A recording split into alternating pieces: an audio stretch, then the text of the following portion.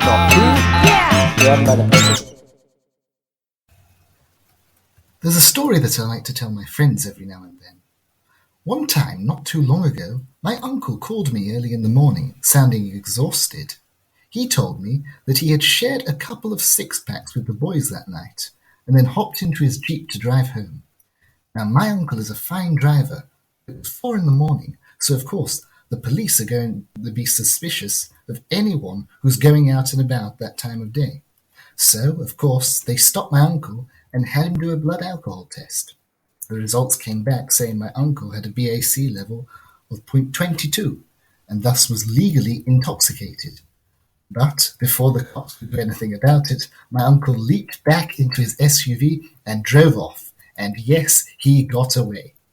Now, whenever I tell this story, everyone is taken aback. They ask why my uncle was so irresponsible, or why I don't judge my uncle for what he did. But here's the facts. My uncle is a great driver. He successfully evaded the cops. He can even drift, and has shown me how to do it before. Just because he has a certain blood alcohol content, that doesn't justify the state pulling him over and throwing him in prison. This is a clear presentation of state tyranny, just like in the book 1984. Except in real life, everybody has been brainwashed to think that drunk driving is equal instead of 2 + 2 = 5, or whatever they say in the book. Soy Boy Destroyer here, ready to kick things into top gear.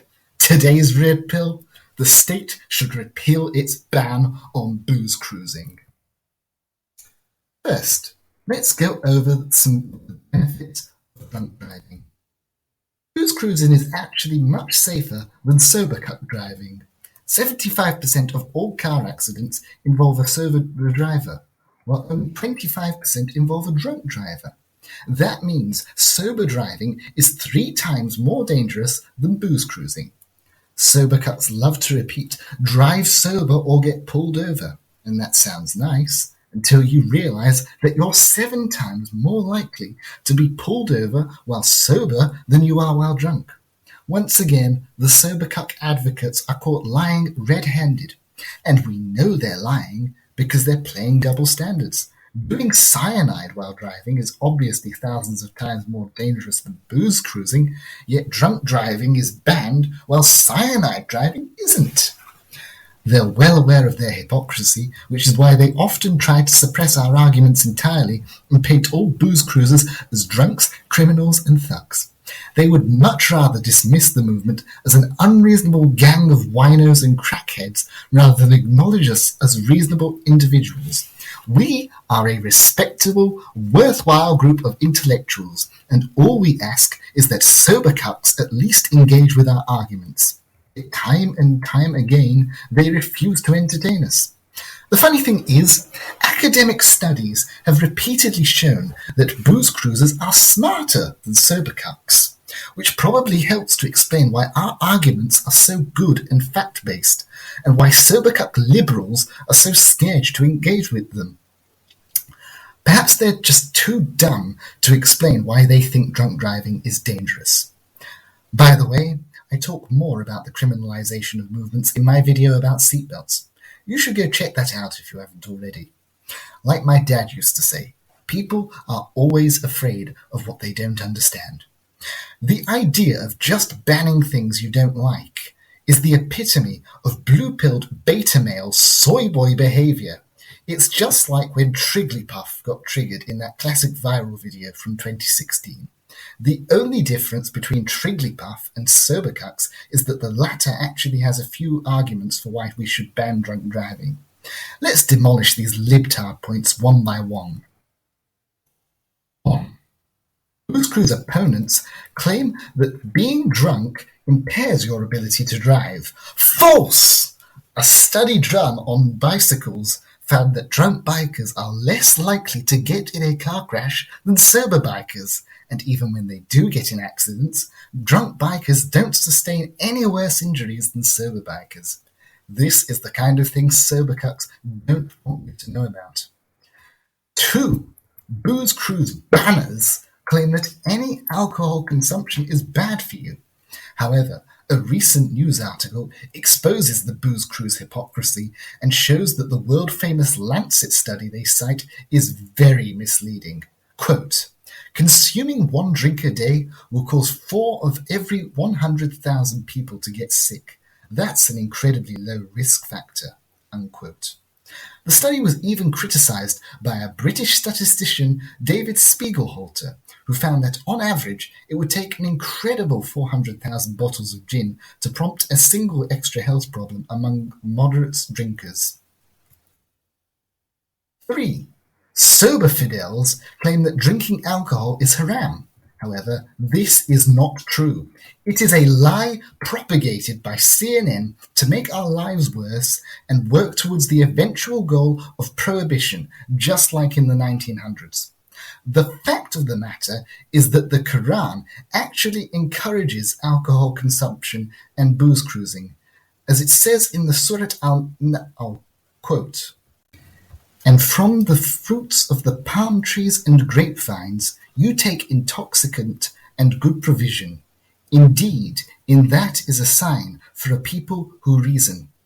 Surah 16, Ayah 67, unquote. What now, al-Qaqda? The absurdity doesn't stop there, though. Even the basic legal basis behind drunk driving is flawed. Lou Rockwell does a good job talking about this in his 2000 piece, boldly titled Legalized Drunk Driving, in which he says the following. What precisely is being criminalized? Not bad driving, not destruction of property, not the taking of human life or reckless endangerment. The crime is having the wrong substance in your blood. Yet it is possible, in fact, to have this substance in your blood, even while driving, and not commit anything like what has been traditionally called a crime. Rockwell goes on to talk about how the banning of drunk driving is not based on any actual damage that has occurred, but is instead based on mere probabilities. Sober cucks will reason that drunk driving should be banned because it's more likely to result in an accident. Not only is this not true, it is an insult to the very idea of a free society. The government should not be criminalizing groups of people based on probabilities. Should we ban all cars because people driving are more likely to get in an auto accident compared to pedestrians? Young men are more likely than the typical demographic to commit a violent crime. Does that mean that the police should deliberately target young men? Black people commit a disproportionate amount of crime. Does that mean we should allow for racial profiling? They did exactly that in New York City, and as it turns out, this racial profiling was highly ineffective. Police were trying to find guns, but only found them in 0.1% of all stops. This is something which any reasonable person should decry as awful, yet nearly everyone supports doing profiling when it comes to drunk driving. How exactly are these drunk driving bans supposed to be enforced anyway? Let's say you're a cop and you're driving down the road. How exactly are you supposed to tell who is and who isn't booze cruising? The average sober cuck would respond that police will pull over reckless drivers and then test their blood to see if they're drunk. But this defeats the whole point of banning drunk driving. Why not just punish reckless drivers who actually pose a threat to the people on the road? Especially considering that some drunk drivers, like my uncle, drive perfectly well. The sober cuck lobby has gotten themselves in twist here, especially because they don't apply the same logic to old and visually impaired people. The sober cuck lobby wants old people driving on the road, even though old people tend to be worse at driving. Yet they don't want drunk drivers on the road? How hypocritical. Sober cucks will happily allow people to drive while eating a burger or playing their radio or eating a burger, but when it comes to people who drink, it's a completely different story. Infuriating as this may be, I think it is important to point out that not all or even most of those who want to ban booze cruising are idiots or bad people. Most of them are simply misinformed. As I'm sure everybody who isn't an easily offended soy boy can tell, when I talk about people being sober cucks, I don't mean that literally everyone who wants to ban drunk driving is a troglodyte who enjoys watching his or her significant other have sex with a third party. As a matter of fact, I share a common goal with the booze cruise haters. At the end of the day, we both want the same thing, to reduce car accidents. However, These well-meaning booze cruise banners are being led by people who do not have society's best interests at heart. They want to take away our great spirit and culture, and then they'll blame it on something like capitalism or work, because these people are beta boys and blame society for their problems. They want to secularize America and destroy our religious traditions and then rig the system against us so that we can never live a happy life again. And while most booze cruise banners don't have this goal, the belief that drunk driving should be banned is harmful to society, and the fact that so many people support this idea is extremely worrying. I really hope that this video will be able to correct a lot of the misinformation that has led to people supporting this idea. Now, after watching this video, maybe you still believe that drunk driving is harmful. If that is the case, I'd be very interested to hear why in the comments below, and I hope we can have a rational and productive conversation about this. However, even if you are opposed to drunk driving, consider this. Good ideas do not require force. So even if your goal is to reduce the level of drunk driving, you should try to promote alternatives to it, rather than outright banning it.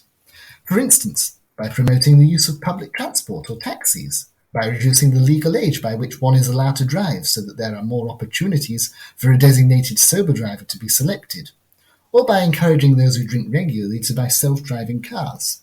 If your solution to something that you don't like is to ban it, then while I am sure you mean well, I really must state that you are severely misinformed, and that this has led you to support some unnecessary and quite frankly authoritarian measures. So at the end of the day, what's wrong with my drunk uncle speeding down the road at 80 miles an hour after having had a six-pack with the boys at 4 a.m? Yes, that's a provocative question, and it sounds like the answer is obvious at first. But here's the truth. There's really nothing wrong with what I just described. Just because he has a certain blood alcohol content, that doesn't justify the state pulling him over and throwing him in prison. Anyway, guys, that's all for now. Stay red-pilled, and go destroy a local soy boy for me. SPD out.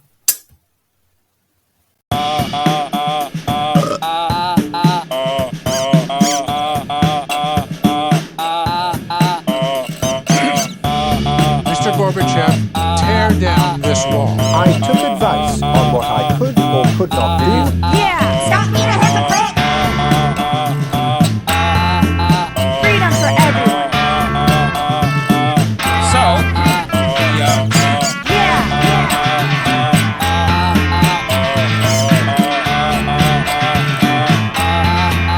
Stop inflating.